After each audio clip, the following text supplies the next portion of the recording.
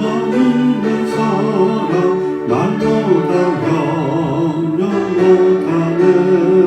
저 높고 높은 별을 넘어 이 낮고 낮은 땅 위에 저 푸른 영광 구하려 그 아들 보내사 화목함을 삼으시고 재영사하셨네.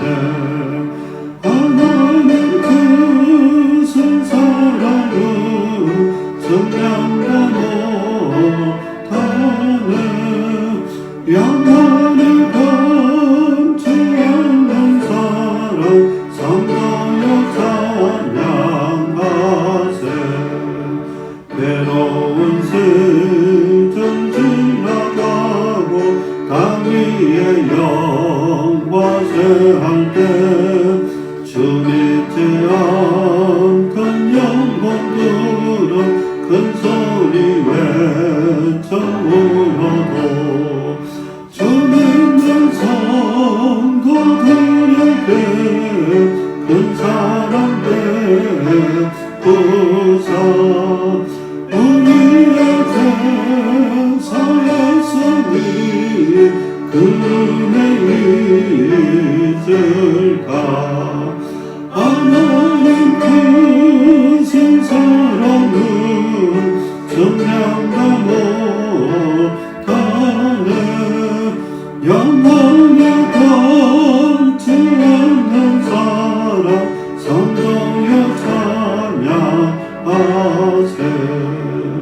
하늘을 두루마리 삼고 바다를 먹물 삼아도 한없는 하나님의 사랑 다 기록할 수 없겠네.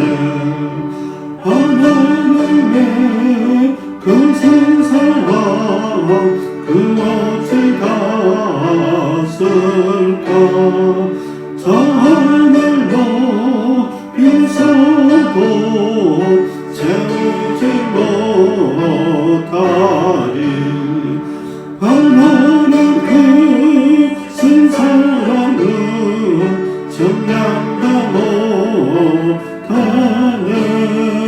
영원히 변치 않는 사랑 성도여 찬양하세.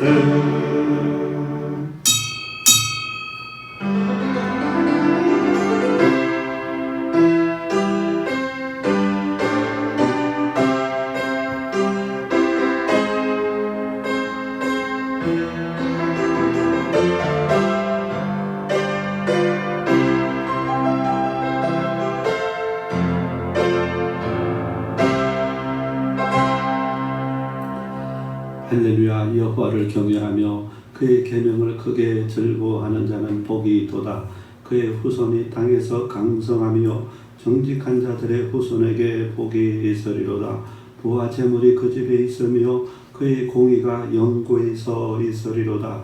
은혜를 베풀며 구주는 자는 잘되나니 그 일을 정의로 행하리로다. 할렐루야. 모든 영광과 감사와 찬송을 받으시기에 합당하신 하나님 아버지, 오늘도 거룩하고 복된 주의 날을 허락해 주시고 가정에서나마 예배하도록 축복하시오니 감사함을 드립니다. 온종일 신령과 진정으로 예배하며 감사하며 영광 돌리게 하옵소서. 어느 곳에 있든지 하나님의 은혜를 기억하면서 힘써 찬양하게 하옵소서. 코로나19 재앙으로 말미암아 이 땅이 심히도 미약합니다. 주여 긍휼히 여겨 주옵소서. 강력한 태풍도 올라온다고 합니다. 주께서 이 땅을 불쌍히 여기시고 약화시켜 주옵소서. 육신이 연약한 환우들이 있습니다. 여러 가지 역경 속에 기도하는 생명들, 가정들도 있습니다. 주께서 친히 일일이 만나 응답해 주시고 아버지 치료하여 주시옵소서. 이 한 시간 예배하며 나아갑니다. 예수님의 보혈로 씻어 정결케 하옵시고 성령께서 강하게 임재하시고 역사하셔서 성령 충만, 은혜 충만, 말씀과 응답이 충만한 시간으로 우리 모두에게 복을 주시옵소서. 예수 그리스도의 이름으로 기도하옵나이다. 아멘. 찬송가 31장 찬송을 힘차게 부르겠습니다.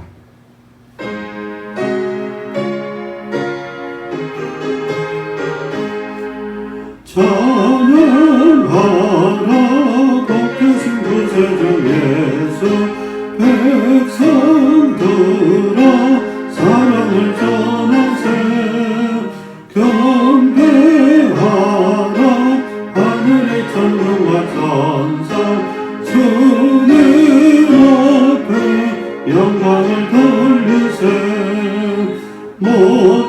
목자같이 우리를 지키시고 정의 품에 늘 안아주시니 찬양하라 높으신 권세를 찬양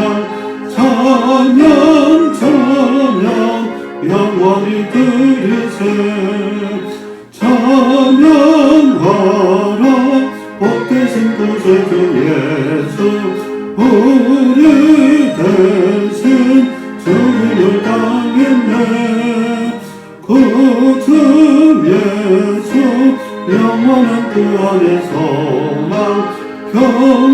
경배하며 겸손히 전하세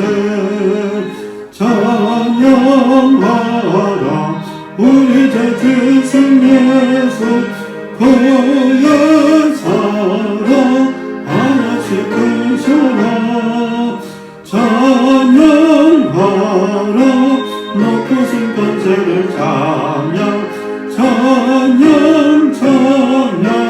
영원히 드리세 찬양하라 복되신 구세주 예수 천사들아 즐겁게 찬양해 구주 예수 영원히 다스리시니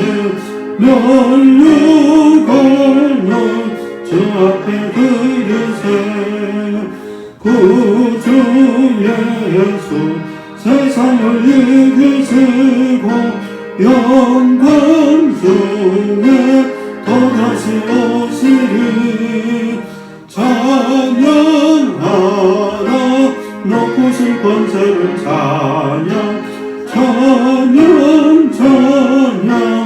영원히 드리세 성시교독 제12번 시편 19편 말씀을 저와 여러분이 한 절씩 교독하겠습니다. 찬송가 뒤편에 있는 성시 제12번 시편 19편 말씀입니다.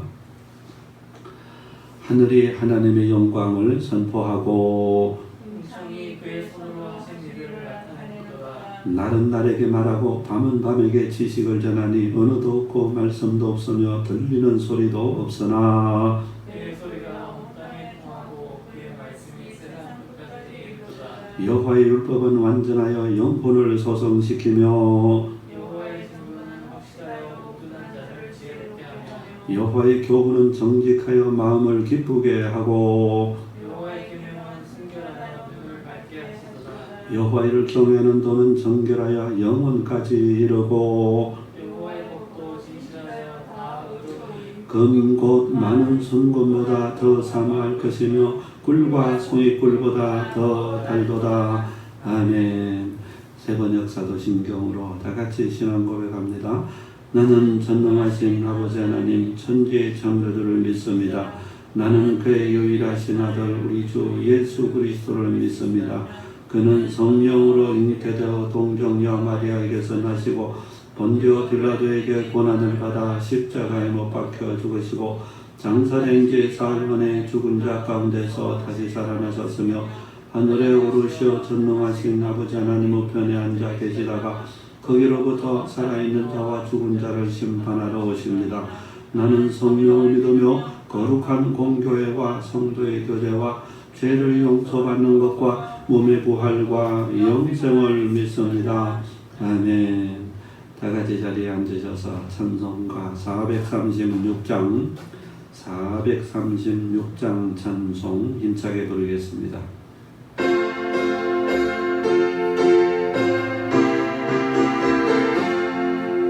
나 이제 주님의 새 생명 얻으며 옛 것은 지나고 새 사랑이로다.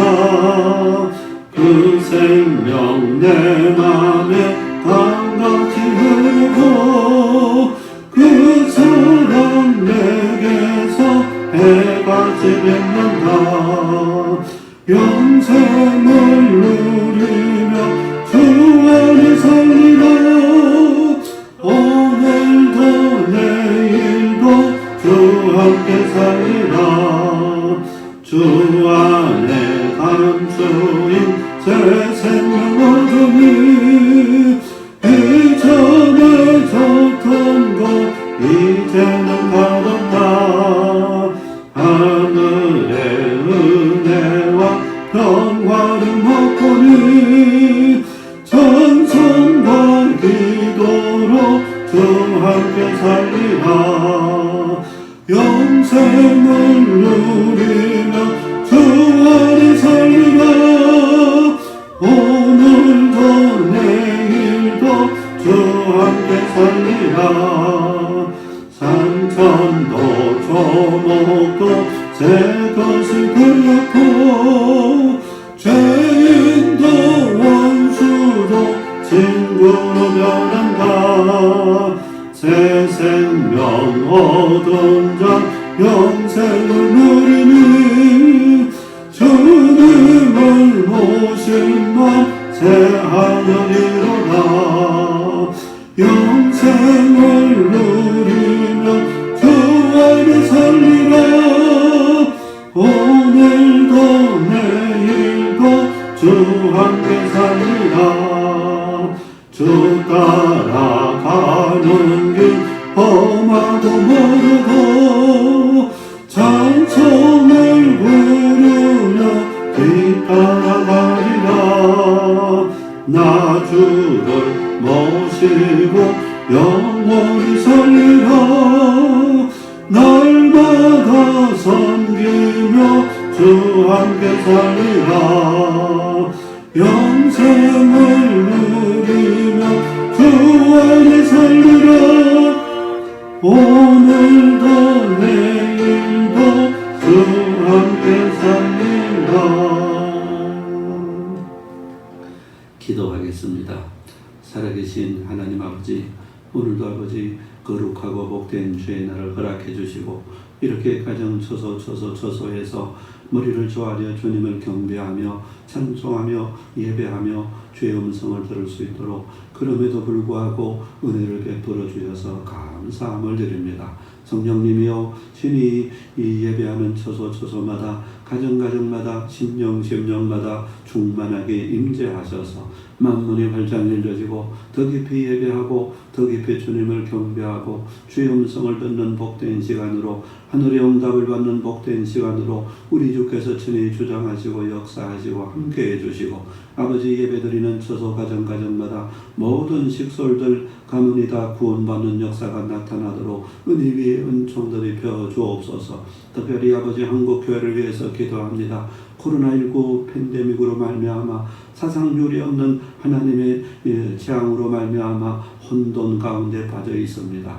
아버지께서 이 일을 통해서 행하시고자 하시는 그 뜻과 섭리를 이루시고 우리를 깨우쳐 주옵소서. 엎드려 회개하고 하나님의 섭리와 뜻을 깨달아 알 수 있도록 아버지께서 친히 역사하시고 함께해 주셔서 이제는 아버지 이제 니느웨 성이 회개하고 아버지 주 앞에 금식하고 주 앞에 다 엎드렸을 때 저들을 회복시켜 주셨던 그 하나님의 은혜가 이 땅 가운데 한국교회 가운데도 임할 수 있도록 역사하시고 함께해 주옵소서. 정치도 혼란스럽고 남북관계도 혼란스럽고 아버지 세계 경제도 혼란스럽습니다. 하나님께서 한번 역사하시니 전 세계가 두려움 가운데 떨고 있는 이런 모습 가운데 저희들이 서 있습니다. 아버지 긍휼히 여겨주시고 코로나19가 물러가도록 하시고 나라와 민족이 회복되고 교회가 회복되고 예배가 회복되도록 일상이 회복되도록 우리 주께서 큰 긍휼과 자비를 베풀어 주옵소서. 또한 아버지 강력한 태풍이 이렇게 올라오고 있는 가운데 있습니다. 하나님 이 땅이 심히 미약하고 이 백성이 심히 미약한 가운데 있습니다. 주님 긍휼과 자비를 베풀어 주셔서 약화시켜 주시고 피해가 아버지 없도록 우리 주께서 불쌍히 여겨 주시옵소서. 또한 아버지 교우들 가운데 몸이 연약해서 아버지 여러 가지 역경 가운데서 고민하며 기도하는 생명들이 있사오니 주의 피 묻은 손길로 어루만져 주옵시고 깨끗게 하시고 정결케 하시고 주님께서 살 길을 열어주시고 피할 길도 열어주시고 은총을 베풀어 주시옵소서. 아버지 이 시간도 아버지 말씀을 듣고자 합니다. 우리 심령 가운데 성령을 물부터 부어주셔서 주의 음성이 들려지게 하시고 아버지 섭리와 뜻을 깨닫는 복된 시간으로 축복하시고 역사해 주시옵소서. 예수 그리스도의 이름으로 기도하옵나이다. 아멘.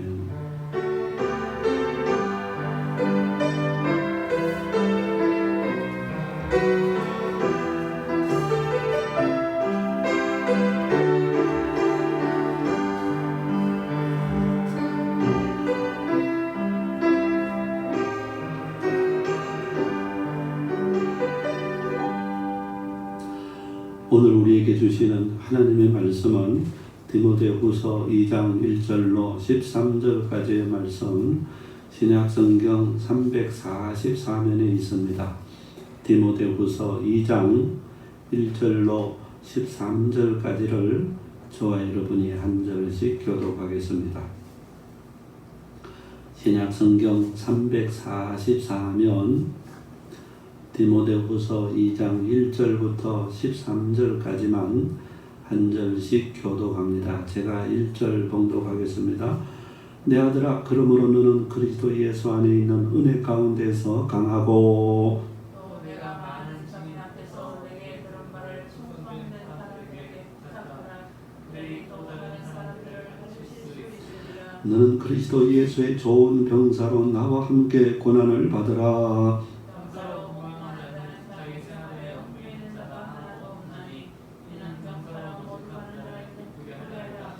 경계하는 자가 법대로 경계하지 아니하면 승리자의 관을 얻지 못할 것이며 내가 말하는 것을 생각해보라. 주께서 범사에 내게 총명을 주시리라.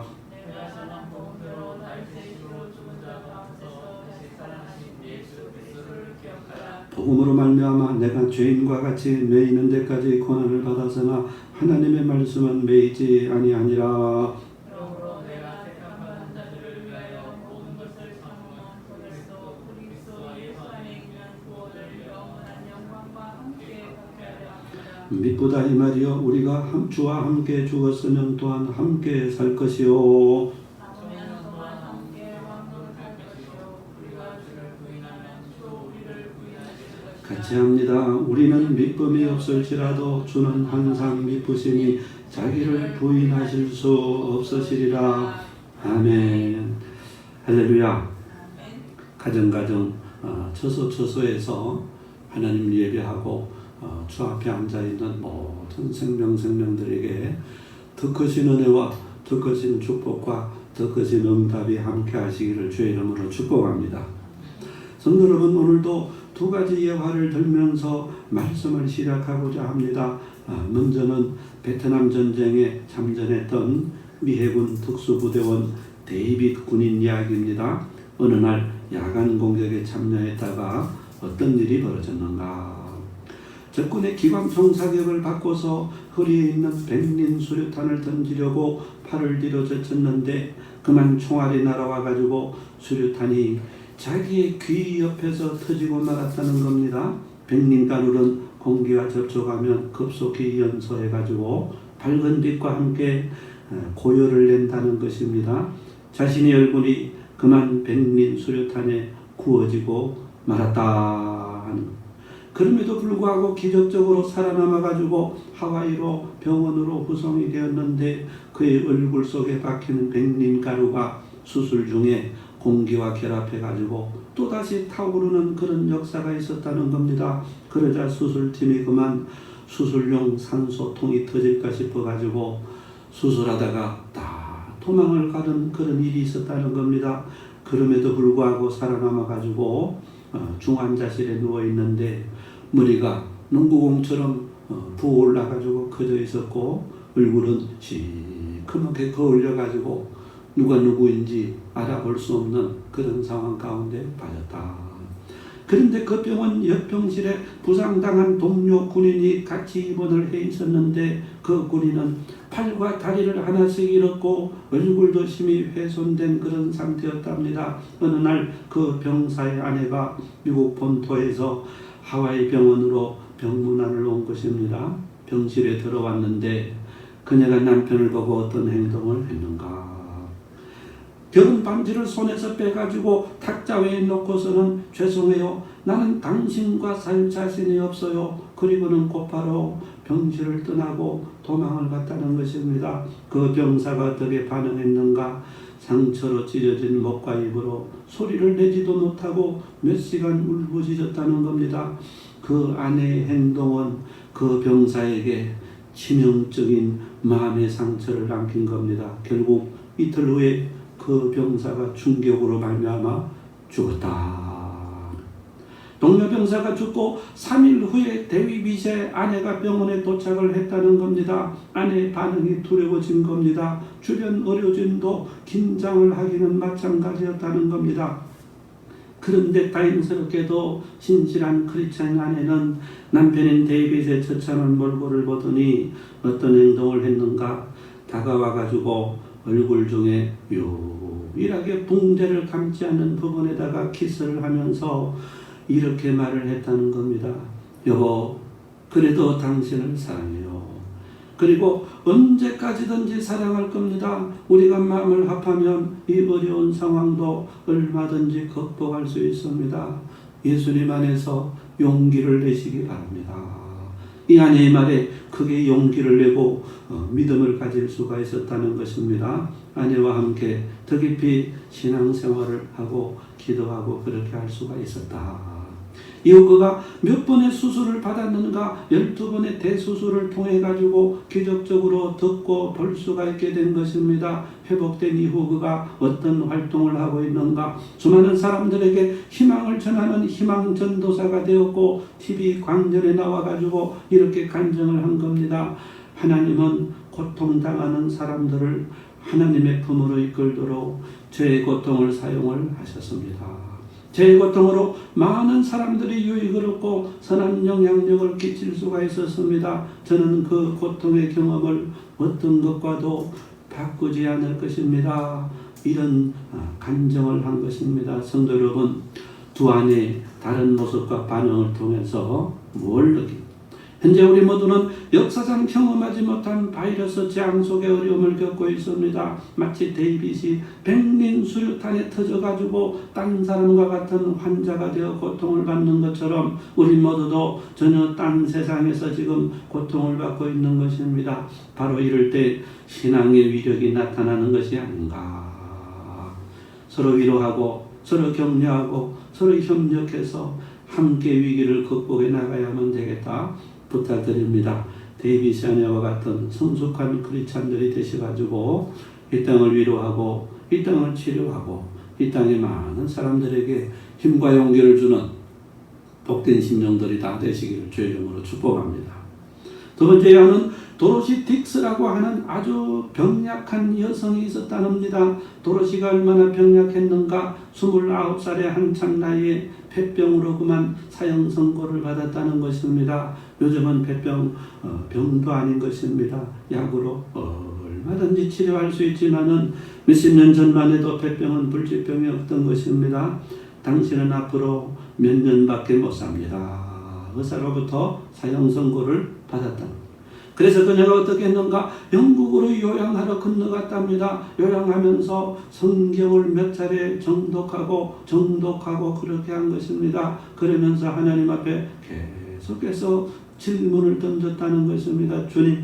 주님께서는 제 인생을 어떻게 사용하시기를 원하십니까? 주님께서는 제 인생을 어떻게 사용하시기를 원하십니까? 1841년 고향인 매사추세츠로 돌아오자 어떤 분이 요청을 하기를 교도소에서 죄인들에게 성경을 가르쳐주는 일을 하면 어떻겠습니까?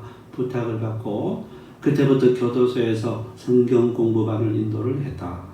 그곳에서 어떤 경험을 하게 되었는가? 교도소 성경 공부반 저 뒷방에서 들려오는 비명소리 때문에 성경 공부를 중단하고 그렇게 했다는 것입니다. 그래서 공부하는 죄수들에게 물었답니다.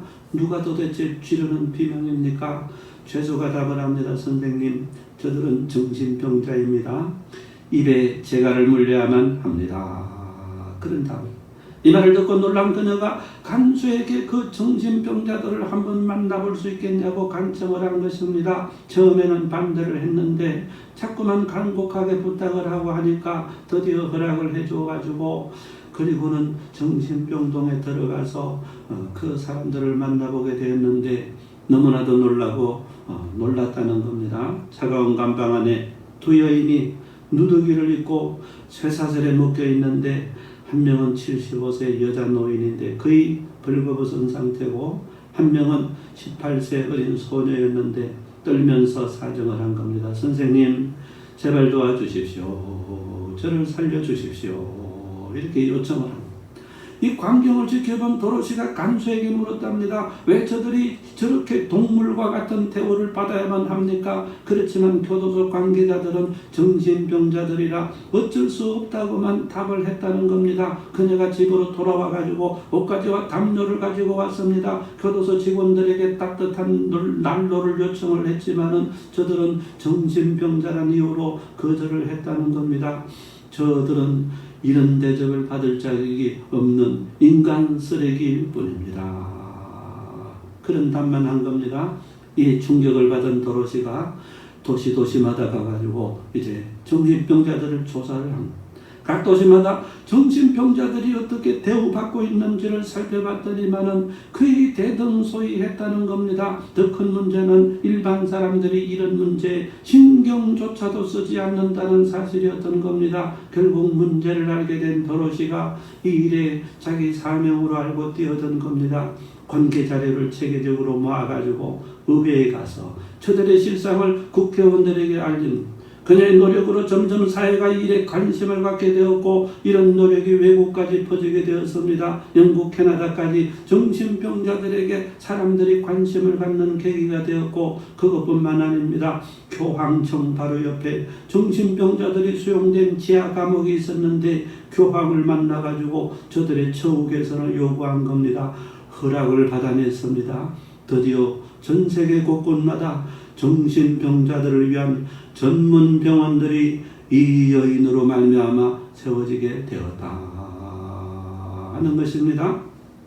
29살 때 의사가 도로시에게 어떤 말을 했는가? 앞으로 당신은 몇 년 밖에는 살지 못한다는 사형 선고를 한 거 아닙니까? 그가 하나님 앞에 어떤 기도를 했습니까? 주님께서는 제 인생을 어떻게 사용하시기를 원하십니까? 처음에는 교도소 죄수들에게 성경 공부를 가르쳐주는 일부터 시작을 했는데 여기서부터 정신병자들을 위한 자기 사명을 깨닫고 활약을 했는데 하나님께서 얼마만큼 살려주셨는가?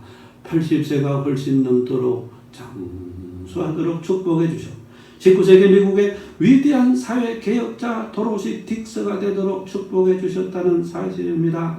사명을 알고 그 일에 협력하고 그 일에 진력을 하면 하나님께서 연약한 생명들도 위대한 하나님의 사람으로 하나님의 병사들로 이렇게 사용을 하고 사용을 하신다. 성도 여러분, 나이 들면서 가장 불행한 것이 무엇인가 하면 돈 없는 것, 건강 잃는 것, 그것도 물론 불행이 되겠지만은 그렇지만은 영적으로 더 불행한 일은 하나님께서 주신 소명, 할 일을 잃어버리는 것이라는 겁니다. 이게 가장 불행한 것입니다. 그래서 오늘 우리 성도들에게 부탁합니다. 나이가 들면 들수록 더 깊이 예배하면 예배할수록 우리에게 주신 사명을 붙잡고 주님 앞에 쓰임받는 하나님의 병사들이 다 되시길 주의 이름으로 축복합니다. 오늘 본장 말씀 디모데후서 전반부로 와보면 예수의 좋은 병사, 어떤 일꾼들이 그리스도 예수의 좋은 병사들로 쓰임받을 수 있는지에 대해서 소개하고 있는 바울의 말씀을 보게 되는데, 성도 여러분, 구약 성경 사무엘하 23장 13절부터 17절에 보면 다윗의 신하들 가운데 특별히 첫째 3인의 훌륭한 무용담을 기록해주고 있는 그런 광경을 봅니다. 다윗이 블레셋과 전쟁 가운데 있었답니다. 다윗은 산성에 머물렀고 블레셋군은 르바임 골짜기에 진치고 블레셋군의 요새는 베들레헴에 있었다는 겁니다. 다윗의 고향이 베들레헴 아닙니까? 이스라엘 군대와 블레셋 군대가 이제 막 진영을 갖추고 전투가 시작되려는 바로 그 순간이었습니다. 이때 다윗이 실수 아닌 실수를 하게 됩니다. 자신의 부하 장수들을 향해서 그가 어떤 소원을 발설을 했는가? 다윗이 소원하여 이르되 베들레헴 성문 곁 우물물을 누가 내게 마시게 할까? 그 옛날 고향 우물물 묻고 자라났던 다윗 아닙니까? 그 물 맛을 아는 사람 아닙니까? 누가 저 베들레헴 성문 곁에 있는 우물물을 떠다가 나로 하여금 마시게 하겠느냐는 것입니다. 아마 심각하게 명령한 게 아니라 아마 흘리는 말로 옛날 생각이 나가지고 그리워가지고 그렇게 말했던 것 같습니다. 그런데 이게 웬일입니까? 부하 장수들 가운데 용감한 세 장군이 벌떡 일어났습니다. 주군께서 그 우물물을 마시고 싶다면 우리가 가서 떠오리라. 이들이 누구였는가? 사무엘상 23장 초반부에 보니까 30두목 중 세 사람인 아디노, 엘라살, 삼마 장군이었던 겁니다. 이 세 용사가 블레셋 진영을 뚫고서 베들레헴까지 간 겁니다. 정말로 베들레헴 성문 곁 우물물을 떠다가 다윗 앞에 대령시킨 겁니다. 왕이여, 베들레헴 성문 곁 우물물을 떠왔나이다. 마시소서. 다윗 왕이 어떻게 반응합니까? 우물물 마시기를 기뻐하지 않았답니다. 차마 마실 수가 없었답니다. 여호와여, 내가 나를 위하여 결단코 이런 일을 하지 아니하리이다. 이는 목숨을 걸고 갔던 사람들의 피가 아닙니까? 하고 마시기를 절개하지 아니하니라. 그리고는 그 물을 여호와께 부어드렸다고 그렇게 기록을 하는데, 그 다음에 이런 표현이 나옵니다. 세 용사가 이런 일을 행하였더라. 어떤 표현? 이런 명명스럽고 충성스러운 장군들, 군인들이 있었다는 겁니다. 이들뿐만 아닙니다. 사무엘하 23장 전체가 다윗을 도와가지고 제국을 이루고 했던 용사들의 이름이 햇사람 우리야 장군까지 기록해주고 있음을 보는 겁니다. 무슨 말입니까? 이들 군사들의 도움이 있었기 때문에 다윗 제국으로 번성할 수 있었다는 감사의 내용인 것입니다. 성도 여러분, 다윗을 도운 용사들의 명단을 기록한 내용이 구약 성경에 자그마치 3번이나 계속해서 반복되나. 첫 번째, 다윗을 도운 용사들의 명단은 사무엘하 21장에 나옵니다. 주로 블레셋과의 전투에서 공을 세운 장수들의 명단인데 이스비브노, 아비셀, 십북의 엘하난, 요나단 등등의 명단이 나오는 것입니다. 두 번째 기록은요, 사무엘하 23장에 나오고 있습니다. 길게 나옵니다. 이때는 블레셋과의 전투뿐만 아니라 주변 국가들을 정복하면서 공로를 세운 37명의 장수들의 이름이 나옵니다. 세 번째 기록은 역대상 11장에 더 길게 나옵니다. 어떤 특징이 있습니까? 37년보다도 16명이 더 추가된 겁니다. 모두 53명의 장군들의 명단으로 확장되고 있는 그런 광경을 봅니다. 무슨 말입니까? 다윗이 말전에 왜 이런 세 용사들의 이 용사들의 명단을 3번씩이나 기록해가지고 확인시켜주고 있습니까? 이런 훌륭한 군인들이 다윗을 도왔기 때문에 제국으로 번성해 갈 수 있었다는 말입니다. 감사하다는 것입니다. 일종의 공신록인 것을 알 수가 있다.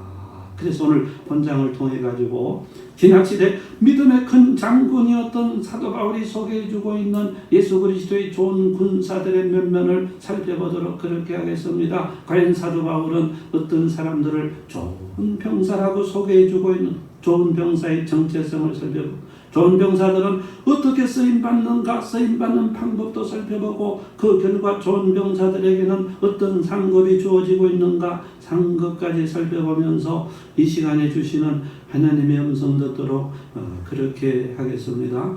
성도 여러분, 예수를 20년, 30년, 40년 믿었는데도 아직까지 군인의식이 없다. 병사의식이 없다. 가자, 예수 믿고 복이나 받으면 된다고. 그런 식으로 예수를 믿는다. 천국 가면 아무런 상급이 없다는 것을 기억하면 좋겠다. 첫 번째로 과연 예수 그리스도의 좋은 병사 군사들은 어떤 면면을 갖추고 있습니까? 신약 시절의 대장군 사도 바울이 어떤 병사들이 좋은 병사들이라고 소개해 주고 있습니까? 첫 번째 좋은 병사는 뭐니 해도 은혜 안에서 강해가지고 넉넉히 고난도 감당할 줄 아는 병사라고 그렇게 소개해주고 있습니다. 1, 2절에 보니까 나옵니다. 내 아들아, 그러므로 너는 그리스도 예수 안에 있는 은혜 가운데서 강하고 또 내가 많은 정인 앞에서 내게 들은 바를 충성된 사람들에게 부탁하라. 그들이 또 다른 사람들을 가르칠 수 있으리라. 그렇게 말씀을 해주고 있는데 어떤 병사들이 좋은 병사라고 소개해 줍니까? 1절부터 3절 전반부에 보면 첫 번째 모습이 나옵니다. 과연 어떤 사람들이 그리스도 예수의 좋은 병사가 되는가? 첫 번째는 누가 뭐래도 은혜 안에 강한 심령, 강한 사람이 좋은 병사가 될 수 있다고 소개합니다. 너는 그리스도 예수 안에 있는 은혜 안에서 강하고 그렇게 표현. 성도 여러분, 군대 입대하면요, 눈만 뜨면 뛰고 뛴다는 것입니다. 아침에도 뛰고 시간 나면 뛰는 것입니다. 저녁에도 뛰는 것입니다. 왜 군인들은 시간만 나면 그렇게 도열을 해가지고 뛰고 뛰는가? 강한 체력의 기본이 되지 못하면 강군이 될 수가 없기 때문에 그런 겁니다. 군인이 자기 몸도 제대로 가누지 못한다. 군인이 운동장 한 바퀴도 제대로 뛰지를 못한다. 가장 큰 문제가 된다는 겁니다. 곧바로 의가사 제대를 시키든지 병원에 보내든지 그렇게 하는 것입니다. 성도 여러분, 은혜 가운데서 강하다는 헬라 말은, 강하다고 하는 헬라 말은요, 엔디나무입니다. 엔디나무, 무슨 뜻인가 하면 누구누구에게 권능을 부여하다, 활력을 불어넣다, 그런 뜻. 수동태로 기록이 되었다. 무슨 말입니까? 주님께서 성령의 권능을 불어넣어 주시고 주님께서 생명의 능력을 불어넣어 주실 때 비로소 그 사람이 은혜 가운데 강한 사람이 될 수 있다. 그런 표현이 되는 것입니다. 마침 사도행전 2장에 보면 마가다라에 모인 120문도들 가운데 바람같은 성령, 불같은 성령이 불어넣어지니 저들이 극히 큰 군대로 일어섰던 것처럼 마치 에스겔서 37장에서 에스겔 골짜기 마른 뼈다리 위에 하나님의 생기가 하고 불어넣어졌습니다. 그랬더니 그들이 극히 큰 하나님의 군대로 일어섰던 것처럼 본장의 은혜 안에 강하다는 의미도 똑같습니다. 성령의 권능이 부어진 사람, 은혜 안에 강하여진 사람, 이 사람이 예수 그리스도의 좋은 병사라고 그렇게 표현을 해주고 있는 그런 광경, 그런 모습을 본다 하는 겁니다. 많은 사람들이 착각을 합니다. 많이 배워야 되고 신학 박사가 돼야 되고 많은 경험이 있으면 좋은 군사가 된다고. 인간적인 생각이지요. 그것 가지고 영적으로 쓰임받을 수 있는 것이 아니라 성령의 권능을 부음받아서 하늘의 능력을 부음받아 가지고 엔디나무 된 사람이 하나님 앞에 강력한 군사가 될 수가 있다. 두 번째, 예수 그리스도 안에 좋은 군사 병사의 조건은 본장 2절에 보니까 이렇게 나오면 또 내가 많은 정인 앞에서 내게 들은 바를 충성된 사람들에게 부탁하라. 그들이 또 다른 사람을 가르칠 수 있으리라. 어떤 조건을 말씀합니까? 제가 지난 시간에 하나님의 사람들에게 유일한 공격용 무기는 하나님의 말씀밖에 없다고 소개했습니다. 총을 못 쏘는 군인이 무슨 군인입니까? 며칠 전에 신문에 봤더니요, 군 법무관들이 한 번도 군 생활하면서 사격을 해본 적이 없다는 것입니다. 그 사람은 군인이 안 돼. 아무리 군법무관, 소령, 대령, 장군이 된다고 해도 그 사람들은 군인이 아니란 말이에요. 왜요? 총 못 쏘는 인간들이 무슨 군인이에요? 신문에 며칠 전에 그런 신문이 났다. 자우지간 군인은 어떤 병과에 소속이 되든지 간에 총 쏘는 사격에 능해야 전투에 참가할 수 있는 법이는 것입니다. 총을 못 쏘는데 어떻게 전투에 참가할 수 있겠습니까? 본장 2절에 좋은 병사의 두 번째 조건이 바로 이건 겁니다.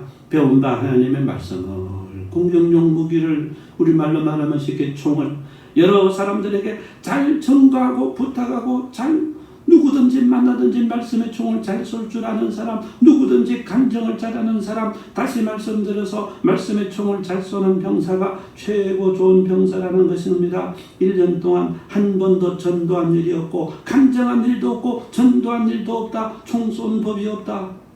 어떻게 좋은 병사가 될 수 있겠냐 말입니다. 두 번째 좋은 조건은요, 유일한 공격용 무기인 하나님의 말씀을 잘 가르치고 전하고 총을 잘 쏘는 사람이 두 번째 좋은 병사라고 말씀을 하고 있고, 세 번째 좋은 군사 병사의 조건은 3절에 이렇게 나옵니다.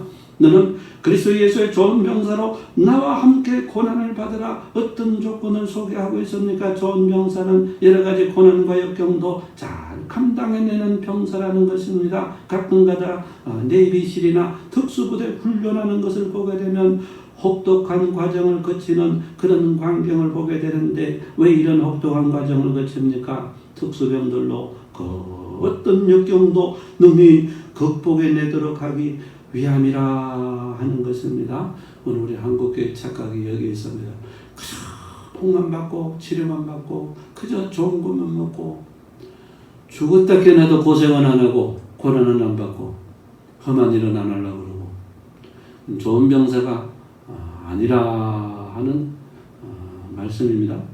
오늘 우리에게 어떤 교훈을 주고 있습니까? 성도 여러분, 현재 우리가 사는 삶 자체가 영적인 전쟁터라는 사실입니다. 우리가 믿음 생활하는 것 자체가 영적 전쟁. 더군다나 주의 사명을 한번 감당해 보시기 바랍니다. 큰 은혜 받은 사람일수록 더 시험이 많고, 주님께 충성할수록 유혹은 더 많고, 더 크게 쓰임 받으면 받을수록 도전도 더 크게 많다는 사실입니다. 하나님의 교회를 지켜나가는 것 자체가 크나큰 영적인 싸움이 된다 하는 것입니다. 과연 우리 모두가 어떻게 해야만 좋은 병사로 영적인 싸움에서 승리할 수 있습니까? 성령의 권능이 부어진 바 돼가지고 성령의 충만함을 덧입어야 된다. 앤디나무 기회가 주어질 때마다 하나님의 그리스도를 전가하고 말씀을 간증하면서 말씀의 총을 잘 쏴야만 된다. 어떤 고난 역경이 있다고 하더라도 참고 인내하고 잘 극복해 나가는 그런 군사들이 그리스도 예수의 좋은 병사들이 될 수가 있다. 그런 말인 것입니다. 부탁드립니다. 저와 여러분 모두는 어린아이들이 아닌 것입니다. 모두가 성령의 권능을 덧입고서 다 좋은 병사들로 쓰임받는 그런 귀한 종들이 되시길 주의 이름으로 축복합니다. 그 두 번째로 오늘 본장을 통해서 어떤 좋은 병사들의 모습을 소개받고 있습니까? 사도 바울이 어떤 병사의 모습을 소개하는가 하면 두 번째는 하나님의 방법대로 쓰임받는 병사들이 좋은 병사라고 말씀을 주고 있는데 4절 5절에 보니까 이렇게 말씀합니다. 병사로 복무하는 자는 자기 생활에 얽매이는 자가 하나도 없나니 이런 병사로 모집한 자를 기쁘게 함이라. 경계하는 자가 법대로 경계하지 아니하면 성미자의 관을 얻지 못할 것이며. 어떤 병사들이 좋은 병사라고 소개해주고 있습니까? 과연 어떤 군사들을 훌륭한 군사들로 쓰임받는다고 말씀해주고 있는가 하면, 첫 번째는 자기 생활보다 사명제일주의로 사는 병사들이라고 말합니다. 병사로 복무하는 자는 자기 생활에 얽매이는 자가 하나도 없나니 이는 병사로 모집한 자를 기쁘게 하려 함이라. 성도 여러분, 본장 안에 보니까 얽매이게 되는 두 가지 모습을 대비시켜 줍니다. 첫 번째는 자기 생활에 얽매인다, 이런 표현이 나옵니다. 주님의 말씀과 사명에 얽매이는 것이 아니라 자기 생활, 자기 생각, 자기 체력에 얽매인 육적인 모습을 말하는 것입니다. 이런 사람들은 좋은 병사가 아니라는 겁니다. 두 번째 얽매이는 모습은 9절에 나옵니다. 복음으로 말미암아 내가 죄인과 같이 매이는 데까지 고난을 받았으나 하나님의 말씀은 매이지 아니하니라. 어떤 모습입니까? 복음을 전하다가 사명을 감당하다가 죄인과 같이 감옥에 매이는 데까지 고난을 받는 그런 모습인 겁니다. 여기까지 가야 군사로 모집한 자를 기쁘게 할 수 있다는 것입니다. 성도 여러분, 한국 교인들이 성전제일주의는 무슨 뜻인지 다 다 잘 알고 있습니다. 하나님의 성전 예배 중심으로 살아야 된다 그런 의미입니다. 그런데 사명제일주의는 머리로 이해는 하는데 가슴으로 느끼지는 못하고 있다. 왜요? 그렇게 살아본 적이 많지 않기 때문에 그렇고 그렇게 축복을 받아본 적이 많지 않기 때문에 그렇다 하는 것입니다. 사명제일주의로 살아야 좋은 병사가 될 수가 있다. 두 번째 방법론은 예수 그리스도의 좋은 병사는 법대로 경계한다고 소개를 합니다. 5절에 보니까 경계하는 자가 법대로 경계하지 아니하면 승리자의 관을 얻지 못할 것이며 무슨 말입니까? 올림픽에 출전하는 선수들도 도핑 테스트에 걸리면 메달을 박탈당하는 것입니다. 약물을 복용하고 부정적인 방법으로 경기했기 때문에 그런 것입니다. 하물며 영적인 싸움을 하는 죄의 군사들이겠습니까? 하나님의 법을 지키며 주님의 영광을 드러내야 하겠다. 성도 여러분, 성경에 보면 성경 위인들도 법대로 경계하지 않다가 혼나는 경우가 종종 나오는 그런 모습을 봅니다. 예를 들어 사무엘 6장에 보면 다윗 왕이 규례대로 법궤를 모시지 않다가 베레스 우사의 사건이 벌어지고 있는 불행스러운 장면이 나온다. 다윗이 나쁜 마음으로 그렇게 한 것 아닌 것입니다. 정성껏 세수레까지 만들어가지고 하나님의 법궤를 모시고자 했습니다. 그런데 왜 하나님께서 우사를 죽이시고 충돌하셨는가? 법대로 경계하지 않았기 때문에 그렇고, 예를 들어서 레위기 10장에도 보면 대제사장의 아론의 두 아들 나답과 아비후가 하나님의 진노의 불에 타서 죽는 재앙이 나옵니다. 불이 여호와 앞에서 나와 그들을 삼키매 그들이 여호와 앞에서 죽은지라. 왜 하나님께서 아론의 두 아들 제사장들을 한꺼번에 죽이십니까? 이들이 술에 취해가지고 여호와께서 명하시지 않는 다른 불로 분향하다가 심판을 당한 겁니다. 법대로 경계하지 않았다는 것입니다. 예를 들어서 사도행전 5장에도 보면 아나니아 삽비라 사건 나옵니다. 왜 한날에 하나님께서 이런 부부를 다 죽이시고 심판하셨는가? 성령께서 분명히 감동 주시고 말씀 주셨음에도 불구하고 자기 뜻대로 행했기 때문에 그렇다. 아나니아야, 어째요? 사탄이 내 마음에 가득하여 내가 성령을 속이고 땅값을 말을 감추었느냐? 땅이 그대로 있을 때는 내 땅이 아니며 딱 판 후에도 내 마음대로 할 수가 없더냐? 어찌하여 이 일을 내 마음에 두었느냐? 사람에게 거짓말한 것 아니요 하나님께로다. 법대로 경계하지 않았기 때문에 이런 결과를 가져왔다는 것입니다. 성도 여러분, 주의 병사들이 하나님의 법대로 경계하지 않고 순종하지 않다가 실패한 경우는 성경에 너무 많이 나옵니다. 요나도 니느웨로 가라는 명령을 받았음에도 다시스로 도망가다가 서울의 뱃속까지 내려가는 그런 경험을 하게 되었고, 아브라함도 약속의 아들 이삭을 기다리지 못해가지고 후처 하가를 취했다가 육체의 아들 이스마엘을 낳고 말았고, 다윗도 하나님 허락 없이 블레셋의 지 맘대로 망명 갔다가 그냥 광인 노릇을 하는 그런 광경이 성경에 나온다는 것입니다. 이 모두가 하나님의 법대로 경계하지 못한 실패한 병사들의 모습을 우리에게 교훈으로 기록해주고 있다. 오늘 우리에게 어떤 교훈을 줍니까? 제가 사명제일주의로 살았던 대표적인 인물 백화점왕 워너베이커 장로의 이야기를 소개한 적이 있습니다. 그분이 크게 사업적으로 성공한 이후에 미국의 백화점제도를 처음으로 도입해가지고 크게 성공했습니다. 미국의 제23대 대통령이었던 해리슨으로부터 최신부 장관직을 제의받았다는 겁니다. 이때 워너메이커의 나이가 50세였답니다. 당신의 탁월한 경영 능력을 발휘해가지고 최신부 장관직을 수행해 주십시오. 얼마나 영광스러운 대통령의 제안입니까? 그런데 워너메이커 장로가 이러한 대통령의 제안을 거절한 겁니다. 거절 이유는 이렇습니다. 저는 주일에 쉬면서 예배드려야 합니다. 그리고 주일학교 교사직이 너무 귀중해서 장관직 때문에 아이들을 가르치지 못한다면 그것은 정말로 큰일입니다. 이 당시 워너메이커 장로가 주일학교를 가르치고 했는데 얼마나 모였는가? 2,000명 이상의 아이들이 모여가지고 그를 가르치는 주일학교 교장이었다. 그랬더니 해리슨 대통령이 또다시 어떤 제안을 해오셨는가? 당신이 주일에는 예배드리면서 주일학교 교사 직분을 감당할 수 있도록 보장하겠습니다. 이란 대통령의 약속을 받고 원어메이커 장로가 최신부 장관에 취임을 했습니다. 이 소문이 나자 막 취재기자들이 몰려온 겁니다. 그러면서 원어메이커 장로에게 항의를 아니 장관님 어떻게 그럴 수가 있습니까? 어떻게 장관직이 주일학교 교사직보다 못하다는 겁니까? 어떻게 그렇게 표현할 수 있습니까? 그러자 원어메이커 장관이 어떤 답변을 했는가? 교회학교 교사직은 제가 평생 해야 할 본업이지만은 장관직은 한두 해 하다가 그만둘 부업이기 때문에 그렇고 제가 하나님 앞에 약속한 것이 있기 때문에 하나님과의 약속은 반드시 지켜야 되기 때문에 그렇습니다. 그랬더니 기자들이 꼼짝을 못하고 더 이상 질문을 하지 못했다. 원어메이커는 5년 동안 최신부 장관직을 수행하게 되는데 월요일이면 비행기 타고 워싱턴에 갔다가 토요일이면 무슨 일이 있어도 비행기 타고 돌아와가지고 주의를 지키고 주일학교 교장직을 지켰다는 것입니다. 이 소문이 나자 그 이후부터는 그를 비난하는 사람이 하나도 없어지게 되었다 하는 겁니다.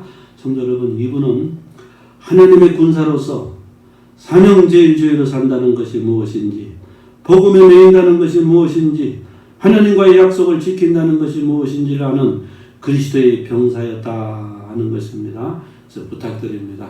사명제일주의로 살면서 하나님과 동행하며 쓰임받는 것을 더 귀하게 여길 줄 아는 그런 귀한 종들이 다 되시길 주의 이름으로 축복합니다. 마지막 큰 세 번째로 어떤 좋은 병사의 모습을 사도 바울이 소개해 줍니까? 좋은 병사들은 받을 상급까지 소개해 주고 있는 바울의 모습을 보게 되는데 6절 7절에 보니까 이런 말씀이 나옵니다. 수고하는 농부가 곡식을 먼저 받는 것이 마땅하니라. 내가 말하는 것을 생각해보라. 주께서 범사에 내게 총명을 주시리라.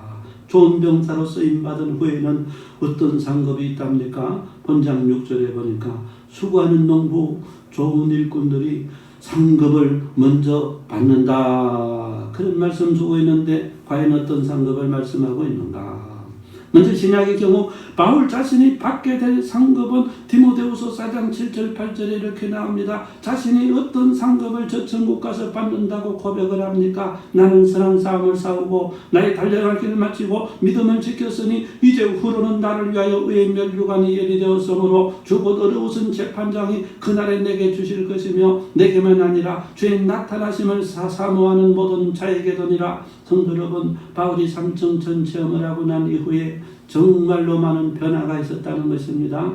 자비랑 선교사를 합니다. 결혼도 하지 아니합니다. 오직 자신의 사명인 이방인 선교 가장 힘든 일을 감당해 나간 것입니다. 이유가 뭡니까? 삼층천 체험을 통해 가지고 천국에서 받게 되는 상급을 보았기 때문에 그렇습니다. 이제 후로는 나를 위하여 의의 면류관이 예비되었으므로 마치 마라톤 선수가 월계수 면류관을 위하여 끝까지 달려가는 것처럼 사도 바울은 하늘 면류관을 위해서 끝까지 달려간 것입니다. 상급의식이 있었다는 겁니다. 이게 주의 군사들에게 중요하다 하는 것입니다.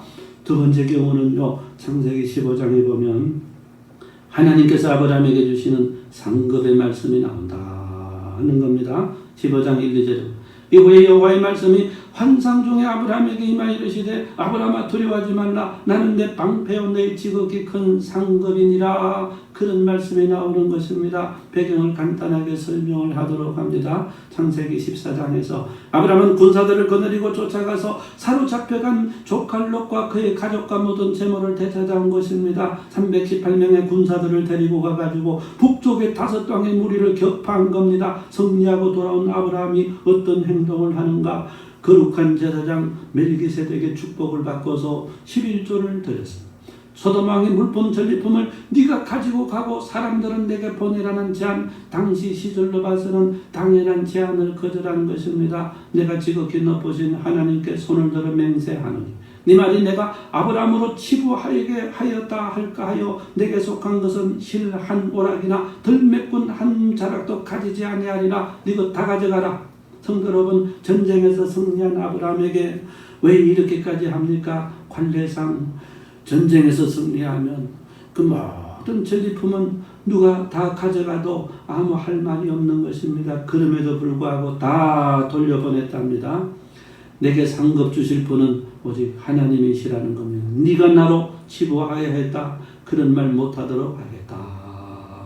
그랬더니 곧바로 창세기 15장으로 넘어가가지고 하나님께서 뭘 말씀하는가? 내가 너의 방패요 상급이니라 선언하시면서 어떤 구체적인 상급을 말씀 주십니까? 내 몸에서 날 하나님의 아들 후손을 축복으로 약속해 주셨고 그 후손이 번성할 것을 상급으로 약속해 주셨고 가나안 땅 전체를 땅으로 상급으로 주실 것을 약속해 주신 겁니다. 정말로 하나님께서 아브라함에게 큰 상급이 되어 주셨다는 사실입니다. 오늘 우리에게 어떤 교훈 줍니까? 예수 그리스도의 훌륭한 병사들에게는 수고하는 병사들에게는 이와 같은 상급의식이 반드시 있다 하는 마치 특수전 임무를 마치고 귀환한 군인들 사명을 마친 생명들에게는 휴가와 함께 특별 보너스가 주어지는 것처럼 하나님의 나라 군사들도 마찬가지입니다. 힘든 사명 잘 감당하고 나면 하나님께서 반드시 상급으로 갚아주신다고 그렇게 말씀을 주고 있는 그런 광경을 보는 것입니다. 지난주에 우리 불가리아 돕는 이성재 선교사 부부랑 저녁 식사를 대접을 했습니다. 근데 이 부부가 목사님 고기 먹고 싶어요. 그래가지고 제가 돼지 불고기 할 수 있는 거 3개나 사가지고 선물로 드리고 그렇게 했습니다. 왜 그렇게 했는가? 근데 이분이 그 전주에 연세대 세브란스 병원에 가서 오른쪽 백내장 수술을 했는데요. 한 1년 넘게 이게 희미하게 안 보여가지고 막 어려움을 겪으며 안경을 끼도 소용이 없고 그런데 수술을 했는데 하나님께서 어떻게 축복을 해주셨는가? 환해져가지고 안경을 벗는 역사가 나타났다. 이번 주간에 또 왼쪽도 수술합니다. 그래서 왼쪽도 환하게 축복해 주셔가지고 평생 안경 안 낄 수 있도록 축복해 주실 줄로 믿습니다. 제가 왜 이런 확신을 가지고 있는가 하면 아이고 불가리아 힘든 땅에 가가지고 집시족들을 상대로 그 힘든 일을 하고 병 때문에 들어왔어요. 근데 우리 한국 크리스찬들이 생각할 때 에이구 고생하되 병들고 저게 무슨 죄의 일꾼. 잘못된 축복신앙에 성공신앙에 물든 타락한 사람들은 그렇게 생각을 해요. 그런데 하나님의 눈으로 바라보면 그게 아니에요. 수고하고 돌아온 일꾼에게 하나님께서 그런 식으로 상급으로 눈이 환해지도록 안경을 벗도록 축복해 주시고 그렇게 하신다. 하나님께서 수고한 종들에게 반드시 상 주실 줄은 믿습니다. 상급의식이 몸에 배인 사람과 그렇지 못한 사람과의 결정적인 차이가 뭔가? 몸에 배인 사람들은 사람을 의식하지 않습니다. 오직 하나님만 바라봅니다. 때가 되면 하나님 상급 주실 걸 믿는 것입니다. 실제로 때가 되면 하나님께서 반드시 상급을 주시는 겁니다. 그런데 상급의식이 몸에 배이지 않는 사람은 자꾸만 사람을 바라보고 나팔을 불고 그렇게 한다는 것입니다. 이게 차이점이라는 것이죠. 말씀을 맺도록 그렇게 합니다. 구약 시절의 대장군 크게 쓰임받은 용사는 여호수아 장군과 다윗을 들 수가 있습니다. 특별히 다윗은 어릴 적부터 그 무용담이 대단하게 기록되어 있는 것입니다. 물맷돌 하나로 골리앗을 쓰러뜨린 위인으로 기록되어 있는 것입니다. 그렇다면 신약 시절에 크게 쓰임받은 용사는 누가 뭐래도 사도 바울인 것입니다. 수석사도 베드로보다도 사도 바울이 더 크게 쓰임받고 더 넓게 쓰임을 받았다. 그래서 베드로를 제2의 그리스도라고 하지 않고 바울을 제2의 그리스도라고 그렇게 일컫고 있다는 사실입니다. 어떤 병사가 훌륭한 예수 그리스도의 병사인가? 은혜 안에 강한 병사라. 엔지나무 성령이 막 충만하게 부어져가지고 은혜 안에 강한 병사. 법대로 경계하는 병사라는 것입니다. 자신의 뜻과 자신의 생각대로 쓰임받지 않고 하나님의 말씀대로 쓰임받고 쓰임받는 그런 병사들 또한 반드시 상급 주신다는 상급의식이 있어가지고 사람들을 바라보고 사람들의 판단을 생각하지 않고 그렇게 한다고 기록을 해주고 있는 바울의 모습을 보게 된다 하는 것입니다. 성도 여러분, 올해 우리 교회가 44주년이 됩니다. 다들 20년, 30년 신앙생활한 그런 성도들입니다. 이제는 좀 군인들이 되고 군사들이 좀 돼야만 되겠다 하는 것입니다. 제가 참 자주 말씀드립니다. 그러면 예수 믿고 복 받고, 예수 믿고 복 받고, 예수 믿고 복 받고, 이 수준에서 벗어나야 돼요. 물론 그것이 복음일 수도 있어요. 그렇게도 역사해 주세요. 어릴 때는 기침만지는 장성한 분량이 이르러서는 고난도 받고 역경도 극복하고 좋은 군사로서 그렇게 해야 될 것 아니겠습니까? 여러분, 군인 세상에서는 그렇습니다. 특수한 병사들은 특수한 역경을 극복해내고 사명을 감당하는 사람들이 특수군인들이 이라는 사실입니다. 이제는 저와 여러분 모두가 다 예수 그리스도의 훌륭한 병사들, 군인들로 그렇게 쓰임받고 쓰임받으시기를 주의 이름으로 축복합니다. 기도하겠습니다. 살아계신 하나님 아버지 감사합니다. 예수 그리스도의 좋은 병사 사도 바울이 말씀해주는 여러 가지 조건을 보았습니다. 은혜 안에 강하기를 소망합니다. 법대로 경계하기를 소망합니다. 반드시 상급 주신다는 상급의식을 갖고 쓰임받고 주님의 축복을 받고 더 아버지 용기를 내는 복된 일꾼들로 우리 모두를 세워 주시옵소서. 예수 그리스도의 이름으로 기도하옵나이다. 아멘. 찬송가 360장 1절 부르시면서 준비한 예물 드리도록 하겠습니다.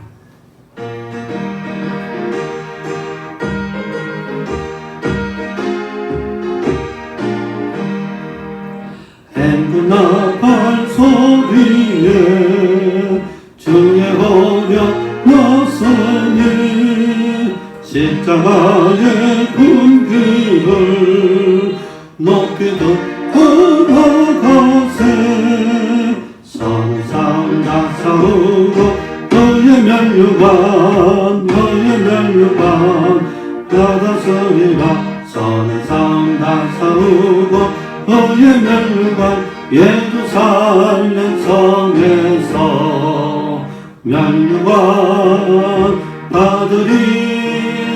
저 요단 강 건너 우리 싸움 마치는 날 너의 면류관 예루살렘 성에서.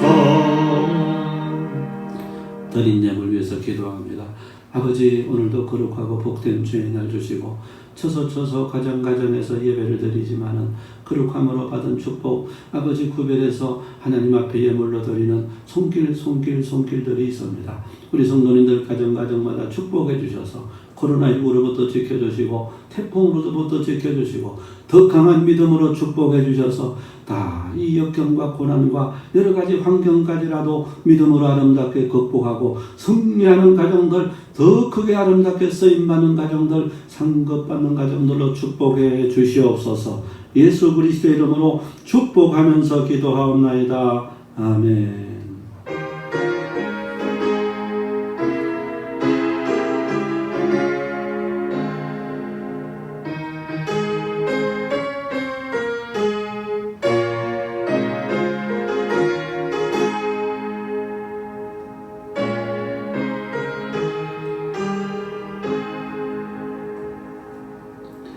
교회 소식을 전하겠습니다. 먼저는 정부의 시책에 따라서 다음 주간까지 일단은 영상으로 예배를 드리도록 그렇게 하고, 그 다음에는 또 정부의 시책을 좀 바라보면서 우리 장로님들과 의논해서 당회에서 결정을 하도록 하겠습니다. 가정에서 정한 시간에 예배 드려주시고 헌금은 교회 계좌로 보내주시면 감사하겠습니다. 중보기도 요청을 계속해서 하고 있습니다. 우리 교회가 돕는 속천 농아인교회 최만성 목사님 교회에 지금 실내 공사를 하고 있는데 마무리가 잘 되게 하시고 돕는 손길들이 일으켜주시고 부채 없이 완공이 돼야 되겠습니다. 장애인 교회는 부채가 있으면 안 됩니다. 부채 없이 입당하도록 기도해 주시면 감사하겠고, 이성재 선교사님은 아까 잠깐 소개한 것처럼 오른쪽 눈은 수술이 잘 돼가지고 안경을 벗어버렸어요. 이번 주간에 아마 또 왼쪽 눈까지 수술을 한다고 합니다. 기도해 주시면 감사하겠고, 김상칠 선교사님, 폴란드 김상칠 선교사님은 허리가 좋지를 않아가지고 늘 누워 있다고 물리치료를 받고 하는데 기도 요청이 왔습니다. 여러분 위해서 기도해 주시면 감사하겠습니다. 도봉 시차례가 이번 주간에 있는데 요즘에 코로나 때문에 어려워서 9월 15일, 16일에 서류 제출로 대신하기로 그렇게 했습니다. 또 재직해도 대면 예배 시까지 연기하도록 그렇게 하겠습니다. 어렵고 힘든 시절입니다. 저와 여러분 모두가 다 기도에 힘쓰셔가지고 이렇게 어려울 때 더 깊이 기도하고 하나님의 은혜를 드려야 되겠다 생각을 합니다. 감사합니다. 이제 505장 1절 부르고 축도 예배 마치겠습니다.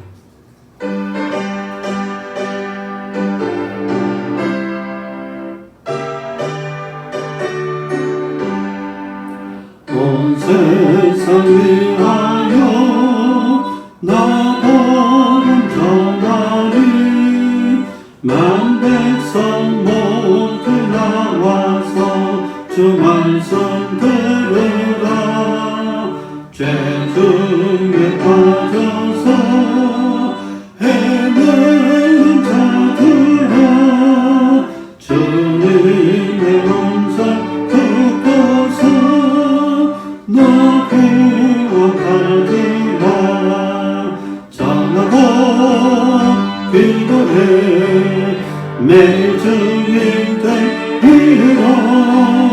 세상 모든 사람 다 듣고 그 사랑을 보고. 이제는 우리 구주 예수 그리스도의 은혜와 하나님 아버지 만극하신 사랑하심과 성령님의 감화감동 충만하신 역사하심이 모두가 성령의 충만함을 드리고 권능을 드리고서 하나님의 좋은 군사들로 이 어려움과 역경과 모든 환난을 극복하고 승리하기를 소망하는 우리 모든 성도들 머리머리 위에 심령 가정마다 또 몸이 불편한 환우들, 기도 제목 있는 모든 성도들, 월계 성도 교회 위에 또 환난을 맞이한 이 나라의 민족과 한국 교회 위에 이제로부터 영원토록 함께하옵시기를 간절히 축원하옵나이다. 아멘.